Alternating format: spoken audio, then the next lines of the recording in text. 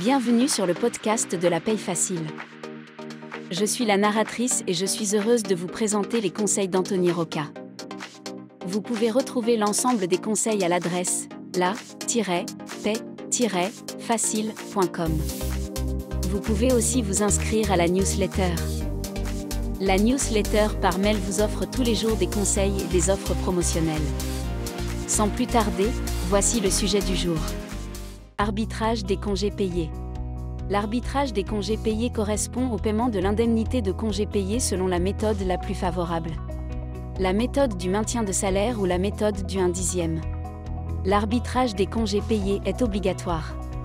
Le salarié en congé bénéficie sous réserve de ses droits d'une indemnité de congés payés. Cette indemnité est calculée selon deux méthodes.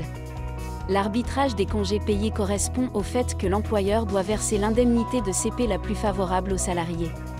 L'arbitrage des congés payés est obligatoire, cependant cet arbitrage peut faire l'objet d'une adaptation dans le sens qu'il peut être réalisé de trois façons. À chaque prise des congés payés, ou au moment de la dernière prise des congés, ou bien au moment de la clôture de la période de CP. Avant tout, quelques rappels. Le principe de l'indemnité de congés payés. Quand un salarié est en congé payé et qu'il bénéficie de son droit à congé payé, il perçoit une indemnité de congé payé. C'est-à-dire que si tous les mois, le salarié a acquis des jours de congé, alors lorsqu'il pose des congés, il a le droit à une indemnité de CP versée par son employeur. Cette indemnité vise à compenser l'absence calculée sur le bulletin de paye. En effet, lorsque le salarié pose des CP, sur son bulletin de paye est calculée une absence. Et s'il a des droits à congé, alors cette absence est compensée par une indemnité. Indemnité appelée indemnité de congé payé. L'indemnité est calculée de deux manières. Soit selon la méthode du maintien, ou bien selon la méthode du 10e. Méthode appelée également méthode de la provision. Du coup, pour en revenir sur l'arbitrage des congés payés, il faut verser l'indemnité CP la plus favorable entre ces deux méthodes et verser au salarié la plus avantageuse. La méthode du maintien. La méthode du maintien de salaire, c'est la méthode de calcul de l'indemnité de CP la plus simple à mettre en œuvre. Elle consiste à verser au salarié le montant de l'absence pour congé payé. Concrètement, vous devez procéder comme suit. Vous calculez l'absence pour CP.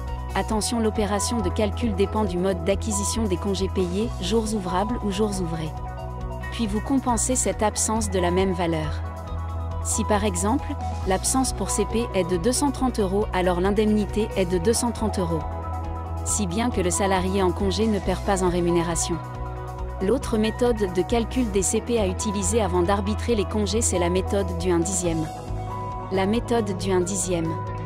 La méthode du 10e, appelée également la méthode de la provision, consiste à calculer l'indemnité en fonction de la rémunération acquise tout au long de la période d'acquisition des congés payés. Par exemple, si le salarié a acquis une provision de congé de 3 000 € pour 30 jours acquis, alors, selon la méthode du 1/10, un jour de CP vaut 100 €. Donc, vous avez deux méthodes de valorisation des congés, chaque méthode donne un résultat différent. Il faut donc arbitrer entre les deux méthodes et utiliser la plus favorable pour le salarié. Cependant, cet arbitrage peut être fait à des périodes différentes. Arbitrer les CP à chaque prise. L'arbitrage à chaque prise consiste à comparer le calcul de l'indemnité selon les deux méthodes à chaque prise des congés.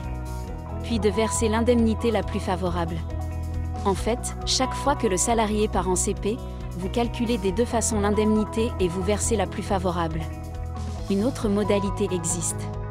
Arbitrer au moment de la dernière prise des congés payés. Ici, à chaque prise, vous calculez l'indemnité selon la méthode du maintien de salaire. Puis, lorsque le salarié aura épuisé son compteur de congés payés, donc à la dernière prise des congés payés, vous réalisez l'arbitrage des congés payés. Enfin, dernière solution. Réaliser l'arbitrage des congés payés à la fin de la période de prise des congés. Arbitrer les CP à la fin de la période de prise des congés consiste à calculer l'indemnité à chaque prise selon la méthode du maintien de salaire. Puis, à la fin de la période des CP, c'est-à-dire lorsque les compteurs de congés basculent, vous comparez les indemnités versées par rapport à la provision. Et s'il y a une différence, vous ajoutez sur le bulletin de paye le complément manquant. Quelques lectures conseillées. Pour bien maîtriser le sujet des congés payés, je vous recommande la lecture des chapitres suivants de la méthode complète pour apprendre la paye. Le chapitre « Liste des méthodes pour calculer la retenue pour absence ». Le chapitre « Calculer l'indemnité de congés payés ». Le chapitre « Quand faire la comparaison entre les deux méthodes ». Le chapitre « Astuces pour choisir la méthode la plus favorable ». Pour recevoir tous les jours des conseils et des offres promotionnelles pour réussir à devenir gestionnaire de paye, abonnez-vous à la newsletter d'Anthony Rocca.